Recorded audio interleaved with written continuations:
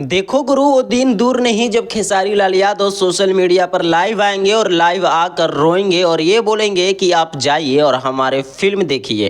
क्योंकि रंग दे बसंती की टीम ने इस फिल्म को बनाने में लगभग 10 करोड़ रुपए की खर्च कर चुके हैं।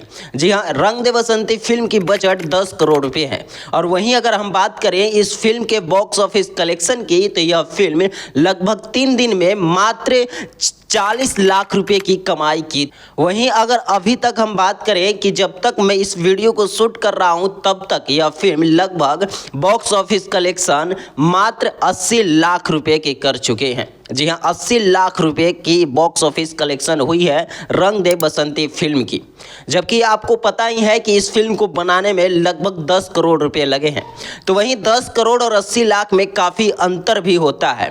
अगर यह फिल्म 10 करोड़ रुपए की कमाई नहीं कर पाई तो खेसारी लाल यादव सोशल मीडिया पर आकर लाइव और रोएंगे और ये बोलेंगे कि जाइए प्लीज़ हमारे इस फिल्म को देखिए, ताकि हमारा जो फिल्म है रंग दे बसंती वो अपने बजट के अनुसार कमाई कर सके।